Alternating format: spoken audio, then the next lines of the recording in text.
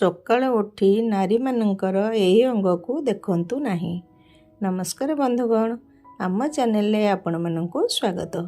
ବନ୍ଧୁଗଣ, ଚାଣକ୍ୟ ନୀତି ଚାଣକ୍ୟଙ୍କ ଦ୍ୱାରା ରଚିତ ଏକ ଗ୍ରନ୍ଥ ଅଟେ, ଯେଉଁଥିରେ ଜୀବନକୁ ସୁଖମୟ ଓ ସଫଳ କରିବା ପାଇଁ ଉପଯୋଗୀ ନୀତି ଦିଆଯାଇଛି। ଏହି ଗ୍ରନ୍ଥର ମୁଖ୍ୟ ଉଦ୍ଦେଶ୍ୟ ମାନବ ସମାଜକୁ ଉପଯୁକ୍ତ ଶିକ୍ଷା ଦେବା। ଚାଣକ୍ୟ ଜଣେ ଜ୍ଞାନୀ ଥିଲେ। ଜାଣନ୍ତୁ ଚାଣକ୍ୟଙ୍କ ଏମିତି କିଛି ନୀତି ଯାହା ଆପଣଙ୍କ ଜୀବନରେ କିଛି କାମରେ ଆସିବ। ସକାଳ ସମୟରେ ଭୁଲରେ ମଧ୍ୟ କରନ୍ତୁ ନାହିଁ ଏହିସବୁ କାମ। ବଢ଼ିପାରେ ଆର୍ଥିକ ସମସ୍ୟା। କୁହାଯାଏ ଯେ ସକାଳୁ ଯଦି ଦିନର ଆରମ୍ଭ ଭଲରେ ହୁଏ ତାହେଲେ ପୁରା ଦିନ ଭଲରେ ଯାଏ। ହସ ଖୁସିରେ ସବୁ କ୍ଷେତ୍ରରେ ସଫଳତା ମିଳେ, କିନ୍ତୁ ଅଧିକାଂଶ ଘରେ ବାହାରିବା ସମୟରେ କିଛି ନା କିଛି ସମସ୍ୟା ହୁଏ, ଫଳରେ ମୁଡ୍ ଖରାପ ହୋଇଯାଏ। ବାସ୍ତୁଶାସ୍ତ୍ର ଅନୁସାରେ ସକାଳୁ ଏଭଳି କିଛି କାମ କରିବା ଦ୍ୱାରା ମଧ୍ୟ ଏସବୁ ଘଟିଥାଏ। ବାସ୍ତୁଶାସ୍ତ୍ରରେ କୁହାଯାଇଛି ଯେ ସକାଳୁ କେଉଁଭଳି କାମ କରିବା କଥା ନୁହେଁ। କୁହାଯାଏ ଯେ ସକାଳୁ ଉଠି ଏସବୁ ଜିନିଷ ଦେଖିବା ଦ୍ୱାରା ମଧ୍ୟ ଅଶୁଭ ହୋଇଥାଏ। ଏହା ସହ ଆର୍ଥିକ ସମସ୍ୟା ମଧ୍ୟ ଦେଖାଦିଏ। ଆସନ୍ତୁ ଜାଣିବା ସକାଳୁ କେଉଁ କାମ କରିବା କଥା ନୁହେଁ। ବନ୍ଧୁଗଣ, ଭିଡ଼ିଓ ଆରମ୍ଭ କରିବା ପୂର୍ବରୁ ମୁଁ ଆପଣମାନଙ୍କୁ ଅନୁରୋଧ କରୁଛି କି ଯଦି ଆପଣ ଆମ ଚ୍ୟାନେଲକୁ ଏପର୍ଯ୍ୟନ୍ତ ସବସ୍କ୍ରାଇବ୍ କରିନାହାନ୍ତି, ତେବେ ଆମ ଚ୍ୟାନେଲକୁ ସବସ୍କ୍ରାଇବ୍ କରି ପାଖରେ ଆସୁଥିବା ଘଣ୍ଟି ଚିହ୍ନକୁ ଦବାଇ ଦିଅନ୍ତୁ, ଯାହାଦ୍ୱାରା ଆମର ସବୁ ନୂଆ ନୂଆ ଭିଡ଼ିଓର ନୋଟିଫିକେସନ୍ ଆପଣଙ୍କ ପାଖରେ ପହଞ୍ଚି ପାରିବ। ଭିଡ଼ିଓ ଶେଷ ହେବା ପର୍ଯ୍ୟନ୍ତ ଦେଖନ୍ତୁ ଏବଂ ଭଲ ଲାଗିଲେ ଗୋଟେ ଲାଇକ୍ କରିବା ସହିତ ସାଙ୍ଗସାଥିମାନଙ୍କୁ ସେୟାର କରିଦିଅନ୍ତୁ। ବନ୍ଧୁଗଣ, ସକାଳୁ ନିଜର କି ଅନ୍ୟର ଛାଇ ଦେଖନ୍ତୁ ନାହିଁ। ବାସ୍ତୁଶାସ୍ତ୍ର ଅନୁସାରେ ସକାଳୁ ଉଠି ନିଜର କି ଅନ୍ୟ କାହାର ଛାଇ ଦେଖିବା ଅଶୁଭ ବୋଲି କୁହାଯାଏ। ସକାଳୁ ସୂର୍ଯ୍ୟ ଦର୍ଶନ ସମୟରେ ଯଦି ପଶ୍ଚିମ ଦିଗରେ ନିଜର ଛାଇ ଦେଖନ୍ତି ତାହେଲେ ଅଶୁଭ ହୋଇଥାଏ। ସେଥିପାଇଁ ଅଶୁଭ ପ୍ରଭାବରୁ ବଞ୍ଚିବାକୁ ହେଲେ ଛାଇକୁ ଦେଖନ୍ତୁ ନାହିଁ। ସକାଳୁ ଅଇଁଠା ବାସନ ଦେଖନ୍ତୁ ନାହିଁ। ବାସ୍ତୁଶାସ୍ତ୍ର ଅନୁସାରେ ରାତିରେ ଅଇଁଠା ବାସନ ମାଜିବା ଦରକାର। ଏଭଳି କରିବା ଦ୍ୱାରା ମା ଲକ୍ଷ୍ମୀ ପ୍ରସନ୍ନ ହୋଇଥାନ୍ତି। ଏହା ସହ ଘରେ ନକାରାତ୍ମକ ଉର୍ଜା ପ୍ରବେଶ କରିପାରେ ନାହିଁ।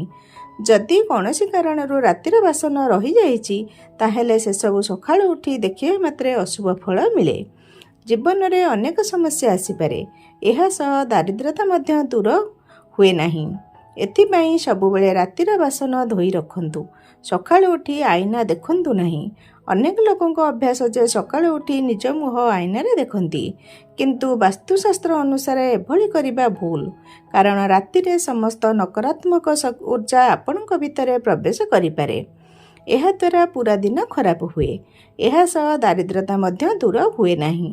ସମସ୍ତଙ୍କର ରୁମ ଟାଙ୍କୁରି ଉଠିଥାଏ ଯେବେ ସକାଳୁ ଉଠି ଶୁଣିବାକୁ ମିଳିଥାଏ ଏହି କଥା। ସେଥିପାଇଁ ସକାଳୁ ଉଠି ସ୍ତ୍ରୀମାନଙ୍କର ଏହି କଥା ଦେଖିବା ଉଚିତ ନୁହେଁ। ପ୍ରତି ସକାଳେ ବ୍ୟକ୍ତିର ନୂଆ ଆଶା ଓ ଶକ୍ତି ରହିଥାଏ।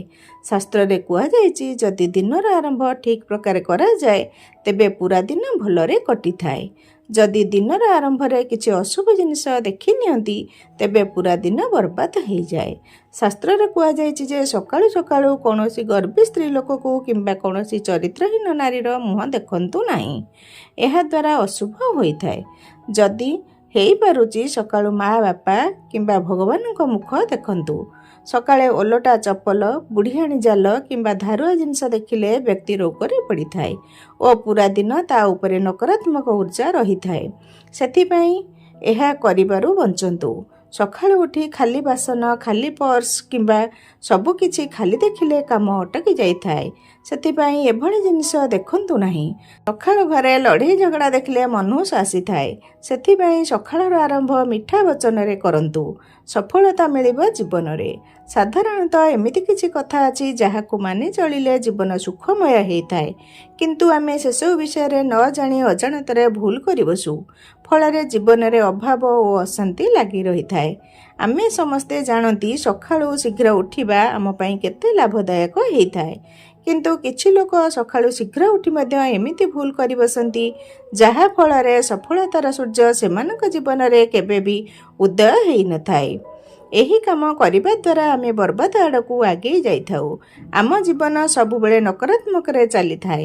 ତେଣୁ ମରିଗଲେ ବି ଏହି କାମ ସକାଳୁ ଉଠି କରନ୍ତୁ ନାହିଁ କିମ୍ବା ଦେଖନ୍ତୁ ନାହିଁ। ବନ୍ଧୁଗଣ, ଆପଣମାନଙ୍କୁ ଏହି ଭିଡ଼ିଓଟି କିପରି ଲାଗିଲା କମେଣ୍ଟରେ ଲେଖନ୍ତୁ। ଏହିଭଳି ନୂଆ ନୂଆ ଭିଡ଼ିଓ ଦେଖିବା ପାଇଁ ଆମ ଚ୍ୟାନେଲକୁ ଲାଇକ୍ କରନ୍ତୁ, ସେୟାର କରନ୍ତୁ ଏବଂ ସବସ୍କ୍ରାଇବ୍ କରି ପାଖରେ ଆସୁଥିବା ଘଣ୍ଟି ଚିହ୍ନକୁ ଦବାଇ ଦିଅନ୍ତୁ। ଧନ୍ୟବାଦ। ଜୟ ଜଗନ୍ନାଥ।